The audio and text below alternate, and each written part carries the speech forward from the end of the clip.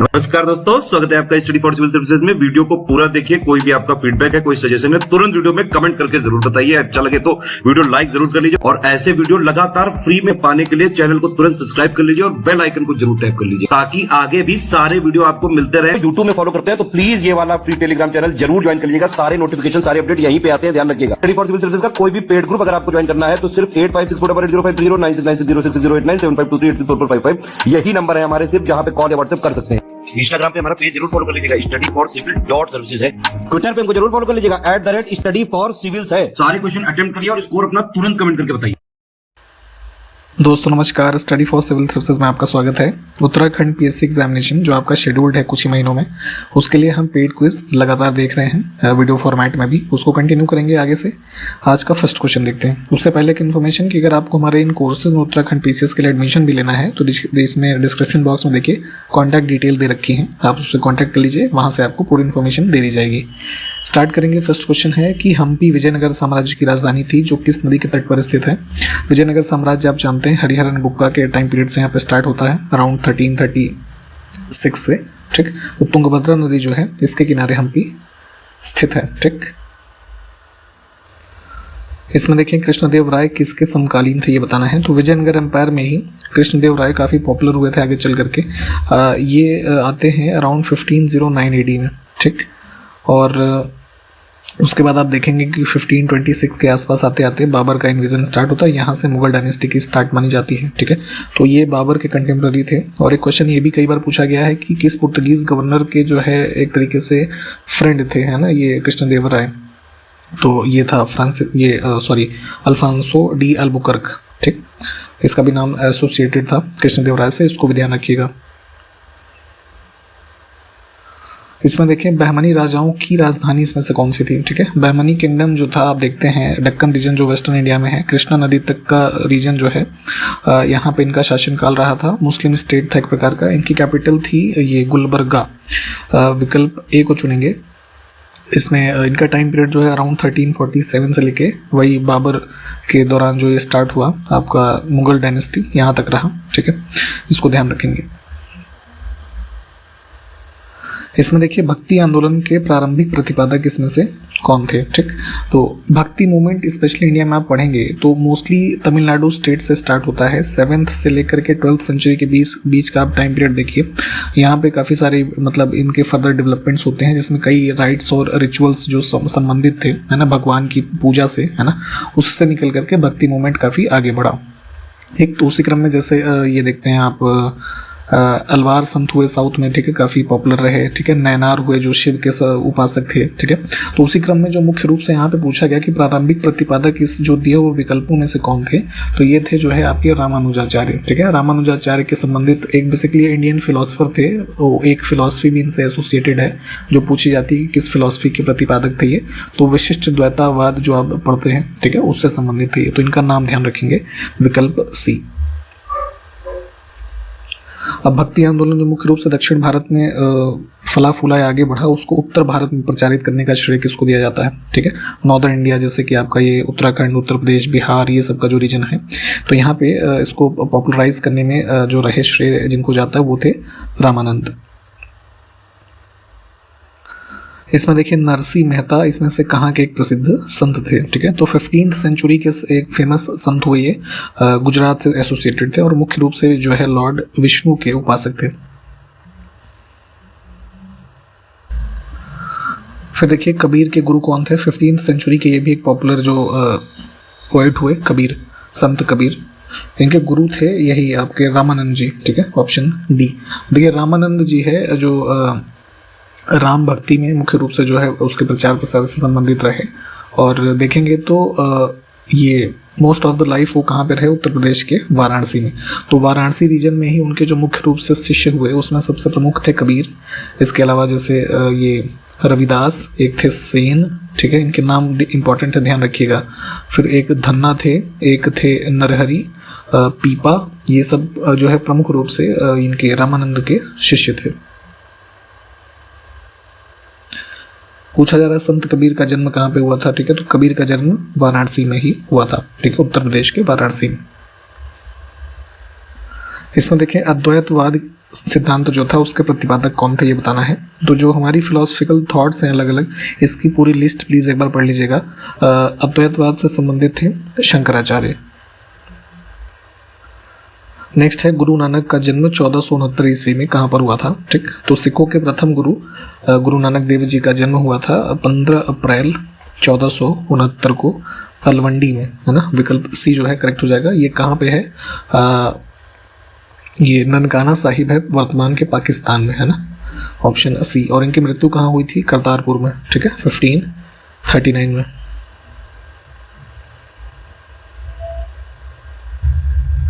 Next है भारत में grand trunk road किसने बनवाई थी, है ना, जीटी रोड कहा जाता है इसको। लाहौर से लेकर के इधर कलकत्ता तक, ठीक है, ये पूरा एक स्ट्रेच आता है। वर्तमान में आप देखते हैं कि जो ये इधर उत्तर प्रदेश के प्रयागराज बनारस से होते हुए जो हाईवे जाता है यही वाला था, ठीक। तो शेर शाह सूरी के काल में बनवाया गया था ये। इसमें देखें गुजरात विजय की यादगार में अकबर ने किसका निर्माण करवाया था। तो थर्ड मुगल एम्परर जो हुआ अकबर, तो गुजरात के रीजन में इन्होंने विक्ट्री जब पाई उसको अपने शासन में लिया तो बुलंद दरवाज़ा बनवाया गया, ठीक है, आगरा में, ठीक, अराउंड 1572, ऑप्शन बी। नेक्स्ट है आइन ए अकबरी एक महान ऐतिहासिक कृति निम्नलिखित में से किसके द्वारा लिखी गई। तो आइन ए अकबरी या फिर इंग्लिश में इसको कह लीजिए एडमिनिस्ट्रेशन ऑफ अकबर, है ना। कुल मिलाकर के इस किताब को इसी रेफरेंस में लिखा गया था कि जितना भी डिटेल्ड डॉक्यूमेंटेशन था इसमें अकबर के एडमिनिस्ट्रेशन का वो इसमें लिखा गया है। लेखक इसका कौन था, अबुल फजल, है ना। पर्शियन लैंग्वेज में लिखी गई थी, ये भी ध्यान रखिएगा। निम्नलिखित में से किस सिख गुरु ने गुरु नानक की जीवनी लिखी थी, ठीक। तो जो ये हुए थे आपके गुरु अंगद, है ना। एक ये भी इनका नाम कई बार पूछा जाता है कि भाई लहना किसका नाम है, ठीक है। तो भाई लहना गुरु अंगद देव जी को ही कहते थे, ठीक है। तो दूसरे थे वो 10 गुरुओं में से, और उन्होंने जन्म सखी नाम की बायोग्राफी जो है गुरु नानक के ऊपर लिखी थी, ठीक। सिखों के प्रथम गुरु नानक किस मुगल बादशाह के समकालीन थे। तो अभी हमने ऊपर बात की 1539 में इनकी डेथ हुई थी, तो ये टाइम पीरियड किसका है, 1526 से 30 तक बाबर था, उसके बाद हुमायूं आ जाता है, ठीक। तो इन दोनों के समकालीन हुए। गुरु नानक के उत्तराधिकारी कौन थे, अभी आपको बताया ऊपर, गुरु अंगद, है ना। कुल 10 गुरुओं के नाम आपको और उनका क्रम पता होना चाहिए, प्लीज ये एक बार पढ़ लीजिएगा। निम्नलिखित में से किस सिख गुरु ने गुरुमुखी लिपि का जो है आरंभ किया या उसको शुरू किया। तो अभी ये गुरु अंगद ने इसको भी स्टार्ट किया था। बेसिकली जो आप ये देखते हैं ना कि ये आपका पंजाबी लैंग्वेज जो होती है, ठीक है, जिस स्क्रिप्ट में लिखी जाती है गुरुमुखी लिपि वही है, ठीक। तो ऑप्शन डी को चुनेंगे। मोस्टली आप जो देखते हैं जैसे पंजाबी जो गुरुओं के थॉट्स हैं या फिर जो भी और अन्य हाइम्स होती हैं वो सब इसी में मुख्य रूप से लिखी जाती हैं। पंजाब में अमृतसर नगर को स्थापित किसने किया था। काफ़ी फेमस सिटी है पंजाब में अमृतसर, जो है सिखों के चौथे गुरु थे गुरु रामदास जी, ठीक। इन्होंने इसको स्टैब्लिश किया था अराउंड 1574 AD। नेक्स्ट है लॉन्गेस्ट हाईवे इंडिया का बताना है, सबसे लंबा राजमार्ग। तो नेशनल हाईवे 44 ये चलता है श्रीनगर से लेकर के कन्याकुमारी, है ना, नॉर्थ से साउथ, पूरा इंडिया ऑलमोस्ट नॉर्थ से साउथ कवर करता है। लगभग इसकी जो कुल लेंथ है 4112 किलोमीटर है। जम्मू को श्रीनगर से जोड़ने वाला सड़क मार्ग कौन सा है। तो जम्मू कश्मीर की जो यूनियन टेरिटरी है इसमें इसको जोड़ता है नेशनल हाईवे 1A, ठीक। ये बेसिकली पार्ट ही है उसका NH44 का, इसको भी ध्यान रखिएगा। भारत में सड़कों की कुल लंबाई की दृष्टि में प्रथम स्थान पर कौन सा राज्य है, ठीक। सबसे ज़्यादा जो लेंथ ऑफ रोड्स हैं नेशनल हाईवेज के रेफरेंस में ये है महाराष्ट्र में, लगभग 17,750 किलोमीटर से ज़्यादा का लेंथ है। सेकंड स्थान पे आता है उत्तर प्रदेश, थर्ड पे है राजस्थान, ठीक है, ये क्रम ध्यान रखिएगा। नेक्स्ट है सागरमाला परियोजना किससे संबंधित है। तो जो है यूनियन कैबिनेट ने अप्रूव किया था इसको 2015 में। जो हमारा कुल लगभग 7,500 किलोमीटर से ज़्यादा का कोस्ट लाइन है भारत का, है ना, समुद्री तट, तो यहाँ पे जो हमारे पोर्ट्स हैं इनको मुख्य रूप से डेवलप करना इसका ऑब्जेक्टिव है। भारत में पहली बार रेलगाड़ी मुंबई से थाने के बीच कब चली थी, ये बताना है। तो फर्स्ट टाइम जो ब्रिटिशर्स ने रेलवे लाइन चलाई वो महाराष्ट्र में मुंबई में एक जगह है बोरी बंदर, वहाँ से थाने के बीच में चली। लगभग 34 किलोमीटर का डिस्टेंस था ये। 16 अप्रैल 1853। ये डेट पूरी हो सके तो याद रखें। इस ट्रेन में लगभग 14 डिब्बे थे कुल, है ना, और लगभग 400 लोग। ये सारे फैक्ट्स इससे संबंधित हैं।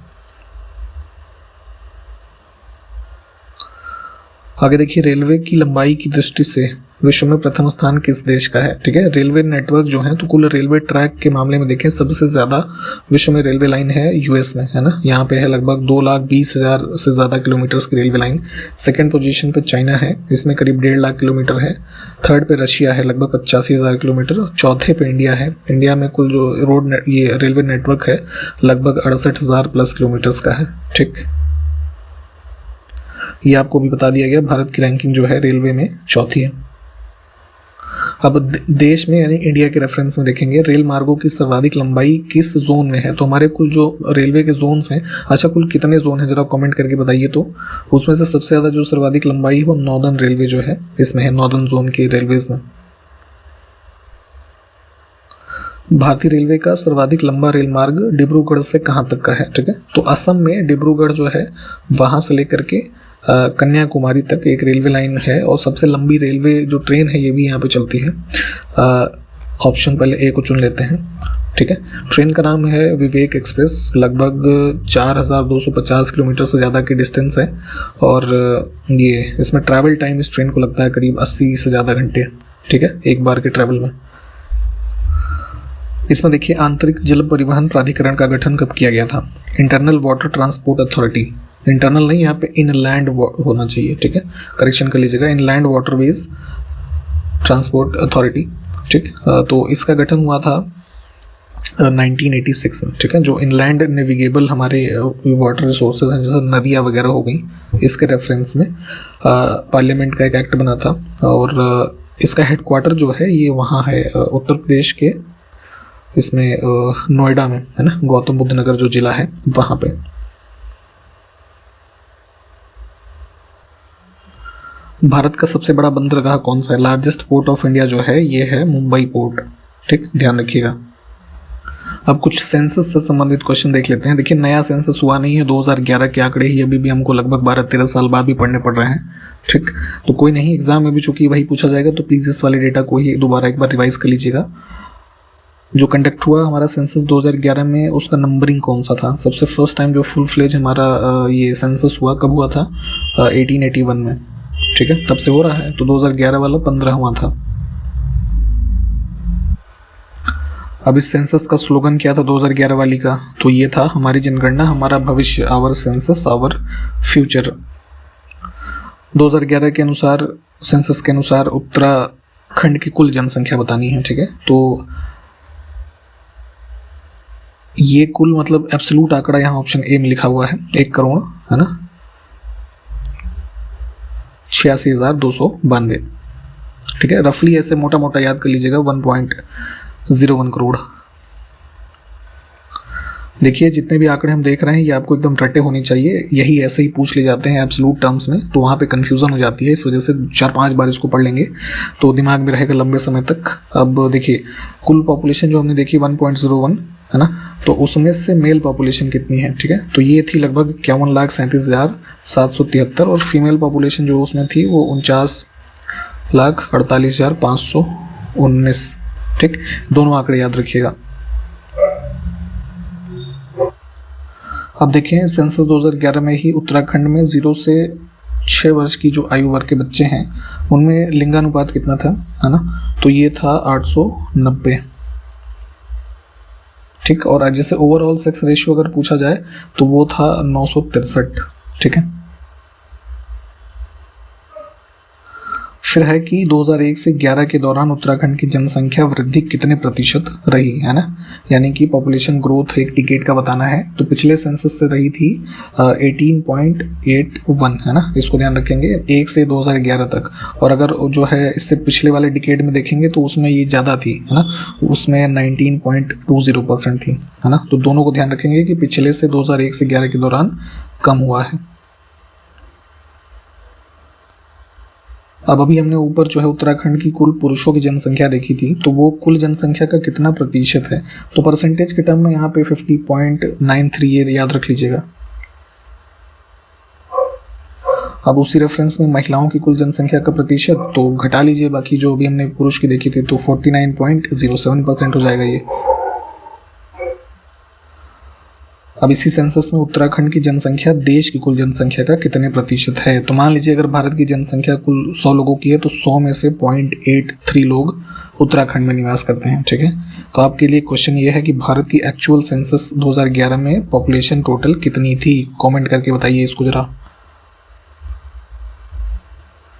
नेक्स्ट है कि क्षेत्रफल की दृष्टि से उत्तराखंड देश के कुल क्षेत्रफल का कितना प्रतिशत है, तो अब इंडिया की कुल जो टेरिटरी है उसमें से उत्तराखंड का हमारा जो परसेंटेज एरिया है वो है लगभग 1.6%, जो स्क्वायर किलोमीटर के रेफरेंस में हम देखते हैं तो 53,483 स्क्वायर किलोमीटर होता है, जिसका मोस्ट ऑफ द हिस्सा क्या है, हिली है ना, लगभग 46,000 स्क्वायर किलोमीटर तो हिली एरिया ही है, ठीक। तो इस चीज़ों को भी ध्यान रखें, विकल्प हम चुनेंगे सी को। अब सेंसस 2011 के अनुसार दशकीय जनसंख्या वृद्धि की दृष्टि से उत्तराखंड का देश में कौन सा स्थान है, तो डिकेडल ग्रोथ अभी हमने जो बात की थी है ना 18% के समथिंग कुछ, तो वो अब जैसे हर राज्यों की जनसंख्या पिछले 10 सालों में बढ़ी है तो उस सूची में उत्तराखंड जो था ये 20वें नंबर पे था, ठीक है। इसमें देखिए जनगणना 2011 के अनुसार उत्तराखंड राज्य में सर्वाधिक जनसंख्या वाले जिले हरिद्वार की संख्या कितनी है ना, जनसंख्या। तो देखिए जितने भी डिस्ट्रिक्ट हैं स्टार्टिंग के जो 3-4 सबसे ज़्यादा पॉपुलेस हैं वो आपको पता होनी चाहिए। सबसे टॉप डिस्ट्रिक्ट जो पॉपुलेशन वाइज ज़्यादा था हरिद्वार है, उसमें कुल पॉपुलेशन थी 18,90,422 एब्सोल्यूट टर्म है ये, ठीक। इसको यहाँ पे चुनेंगे ऑप्शन ए को हम, ठीक है।